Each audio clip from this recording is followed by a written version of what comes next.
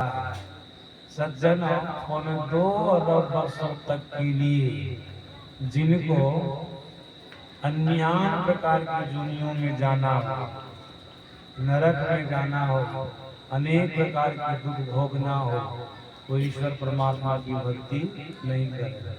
अगर उनमें जाने से बचना चाहते हैं, बारंबार मनुष्य शरीर पाना चाहते हैं, जन्म मरण के चक्र से छूटना चाहते हैं, तब ईश्वर परमात्मा की भक्ति करना प्रारंभ कीजिए। हम आपको जो मनुष्य का शरीर मिला है, संसार के विषय भोगों को भोगने के लिए नहीं, निर्विषय तत्व परमात्मा को जानना।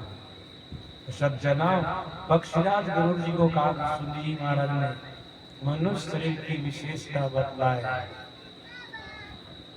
मनुष्य शरीर का महत्व बतलाए, और इस शरीर में रह करके जीव अपना कल्याण कर सकते हैं, सो बतलाए। पक्षीराज गुरु जी का दूसरा प्रश्न था, सबसे बड़ा दुख क्या है? इस प्रकार गोस्वामी जी महाराज ने कहा था, नहीं दरिद्र सम जग दुख, इस संसार में दरिद्र होने के समान और कोई दुख नहीं है। हम लोगों के सदगुरु महाराज जी ने कहा, आवागमन का दुख सबसे बड़ा दुख है। सज्जनों, जन्मने के समय जो दुख होता है, मरने के समय जो दुख होता है, सदगुरु महाराज जी उस दुख का विश्लेषण किए कि मरने के समय में जीव को बहुत बड़ा दुख होता है, जन्मने के समय में जीव को बहुत बड़ा दुख होता है। लेकिन कहा गोस्वामी जी महाराज, जन्म मरण के बीच का जो समय है ना, उस समय के दुख का वर्णन किया है। अगर अपने जीवन काल में कोई दरिद्र आदमी है, कंगाल आदमी है, उनको बहुत दुख होता है, बहुत कष्ट होता है। आप लोगों को भी देखने को मिलता होगा, समाज में दरिद्र आदमी है, दाने दाने के मोहताज है, चलो पेट तो किसी तरह से भर लेते हैं, कपड़ा तो किसी तरह से पहन लेते हैं, पैदल भी चल करके यात्रा कर लेते हैं। गरीब आदमी क्या करेंगे, कोई सवारी नहीं मिलती है, किसी तरह से चल करके यात्रा कर लेते हैं। लेकिन जब भयंकर कोई बीमारी हो जाती है, तब इलाज करा पाते हैं गरीब आदमी, दरिद्र आदमी? भर पेट जिसको खाने के लिए नहीं मिलता है, बढ़िया से कपड़ा पहनने के लिए नहीं मिलता है, सज्जनों आदमी इलाज करा सकेगा? एक दरिद्र आदमी को, गरीब आदमी को मस्तक में ट्यूमर हो, पटना में दिखाया, निकला ट्यूमर कैंसर, गरीब आदमी था, चाह करके भी उसका इलाज नहीं करा पाया। और कहते नहीं, कौन देगा उनको रुपया पैसा इलाज कराने के लिए? कोई नहीं दिया। हम देखे वो घर में कड़ा कड़ा करके मर गया। सदगुरु महाराज जी के प्रवचन में मैंने पढ़ा, जो दरिद्र आदमी होता है ना, सही से अपना इलाज नहीं करा पाता, करा करा करके मर जाता है। नहीं दरिद्र सम जग दुख, इस संसार में दरिद्र होने के समान और कोई दुख नहीं है। और आप लोग कान खोल करके सभी लोग सुन लीजिएगा, इस संसार में दरिद्र कौन होता है, कंगाल कौन होता है? जो अपने पिछले जन्म में धर्म के नाम पर दान नहीं किया है। जो धर्म के नाम पर दान नहीं करता है ना, वही दरिद्र होता है। इस जन्म में, इस संसार में जितने दलितर को देखते हैं, जितने कंगाल को देखते हैं, सबको देख लीजिएगा, सबके लिए सोच लीजिएगा, ये अपने पिछले जन्म में दान नहीं किया था, इसलिए दरिद्र बना है। मैं आपको प्रसंग सुना देता हूँ विश्वास के लिए। शंकराचार्य जी महाराज एक बार एक गरीबी में बुढ़िया के यहाँ भिक्षा मांगने गए, भीख मांगने गए। साधु महात्मा जब किसी से कुछ मांगते हैं, उसको भिक्षा कर देते हैं, और जब साधारण मांग कर भीख मांगा, बस थोड़ा आदर सूचक शब्द और कोई बात नहीं। भीख तो भीख है, जो मांगे, महात्मा मांगे कि गरीब आदमी मांगे, मजदूर आदमी मांगे, भीख तो भीखे होता है। सज्जनों भिक्षा मांगने गए, टेर लगाते भिक्षा के। बुढ़िया कुटिया के अंदर से कहती, महात्मा जी हमारे पास आपको देने के लिए कुछ भी नहीं है, मैं स्वयं दरिद्र हूँ, भीख मांग करके खाती हूँ, सरकारी जमीन में कुटिया बना करके रहती हूँ, अपनी जमीन भी नहीं, देखते झोपड़ी में रहता, कुछ भी नहीं हमारे पास। शंकराचार्य जी महाराज कहते, कम से कम कुटिया खोल करके हमारे सामने में आओ, कुटिया का फाटक लगा करके। शंकराचार्य जी महाराज कहते, खोल करके फाटक आओ हमारे सामने। तो बुढ़िया क्या कहती, झोपड़ी से कुटिया से आपके सामने हम कैसे जाएंगे, सही से बदन पर वस्त्र भी नहीं है, नहीं जा सकते। शंकराचार्य जी महाराज को दया आ गई, उनके शरीर पर एक चादर थी, चादर उतार करके कुटिया के अंदर गिरा दिए। सज्जनों, फूस की झोपड़ी थी, घास खत्म हो गई थी ऊपर से।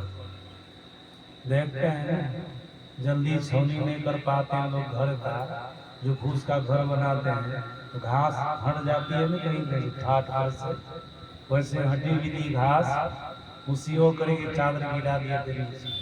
शंकराचार्य जी महाराज बोले, इनको पहन करके बाहर आ रहा। माता जी उसको पहन करके बाहर आ रहा। शंकराचार्य जी उनके पैर से सिर तक बढ़िया से देखते हैं बुढ़िया का।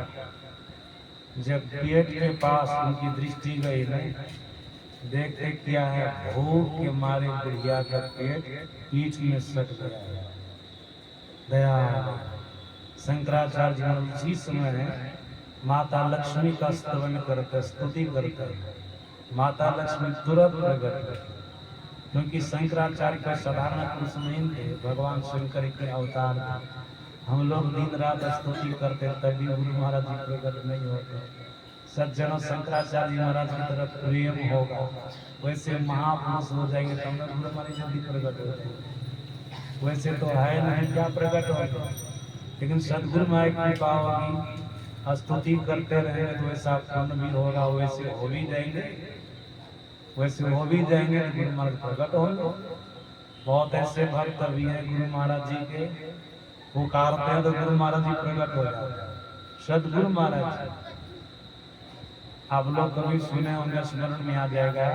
एक दुमका की माता जी थी, महर्षि संतश्री परमानंद महाराज को सुनाई थी। संध्या के समय गुरु महाराज जी को शांत उठाने गए, आरती दिखा रहे थे, घंटी बजा रहे थे, गुरु महाराज जी का स्मरण करने लगी, आंख बंद हो गई। आरती का थाल कुर्सी से टकरा गया, दिया गिर गया सारी पर, सारी के आंचल में आग लग गई। जब उनको गर्मी महसूस हुई न तो आंख खोलती, देखते सारी में आग लग गई। आरती के थाल को नीचे रख देती, आग को बुझाने का प्रयास किया, आग नहीं बुझी। तब गुरु महाराज जी के सामने दोनों हाथ जोड़े खड़ी हो गई। महर्षि संतश्री परमानंद महाराज सुनाए, कई बार के मुकाबले से मैं सुना, दोनों हाथ जोड़े गुरु महाराज जी के फोटो के सामने में खड़ी हो गई। कहती, हुजूर अगर जल करके मर जाएंगे तो आप ही की निंदा हो, लोग क्या कहेंगे। गुरु महाराज जी को आरती दिखाने गई, आरती का थाल उड़ गया, दिया गिर गया सारी पर, आंचल में आग लग गई और जल करके मर गई। आप ही की बदनामी होगी, हमारी रक्षा के लिए आग को बुझा दी। महर्षि संतश्री परमानंद महाराज सुनाए, माता जी बोली, उसी समय सदगुरु महाराज जी होठों से प्रकट होकर के उनकी साड़ी में जो आग लगी हुई थी उनको बुझा दी। सज्जनों, जब ऐसे जोग पुरुष हो जाएंगे तो गुरु महाराज जी प्रकट हो जाएंगे, जब तक नहीं होंगे तो तब तक प्रकट होंगे। शंकराचार्य जी महाराज वैसे थे, इसलिए माता लक्ष्मी तुरंत प्रकट हो गई। माता लक्ष्मी कहती है, क्या बात है शंकर, बताओ क्या बात है, बताओ। शंकराचार्य जी महाराज कहते हैं, बुढ़िया बहुत गरीब है, इसको कुछ धन दे। माता लक्ष्मी कहती है, मैं धन सबको नहीं देती, जो धर्म के नाम पर दान करता है उसी को मैं धन देती। सज्जन, और बैंक से सब लोग पैसा निकाल सकेंगे? बैंक में जो जमा करेंगे वही ना बैंक से पैसा निकालेंगे। और जो जमीन करेंगे पासबुक खुला लेंगे, अब पासबुक लेकर के मैनेजर के पास जाएंगे कि पैसा दे देगा? वो नहीं देगा। देगा जब आप जमा किए तो। माता लक्ष्मी कभी बुढ़िया धर्म के नाम पर अपने पिछले कई जन्मों से दान नहीं की, इसलिए दरिद्र बन करके आई है, दरिद्र बन करके आई है। इतना का करके अंतर्धान हो। सज्जन, अब शंकराचार्य जी महाराज सोची इस बुढ़िया का कल्याण करना है। बुढ़िया की कुटिया में घुस गए, खोजने लगे कुछ खाने पीने का सामान है। खोजते खोजते आंवला मिला। शंकराचार्य जी महाराज आंवला दे दे, आंवला दे दे। बुढ़िया सोचती नहीं मानेगा, लेवे करेगा तो आंवला दे दे। शंकराचार्य ने आंवला को धो करके खा लिया। अब फिर माता लक्ष्मी का स्तवन करते, फिर माता लक्ष्मी प्रकट हो। शंकराचार्य जी महाराज, अब देखो तो बुढ़िया कुछ दान पुण्य की है, इनके कर्म खाता में कुछ दान है। माता लक्ष्मी कहती है, शंकर, जिस जीव का भला संत सोच लेंगे उसका भला कैसे मिलेगा? जब तू सोच लिया आदमी का भला होगा। अभी अभी बुढ़िया तुमको आंवला का दान किया, अब देखो इसका क्या परिणाम होता है।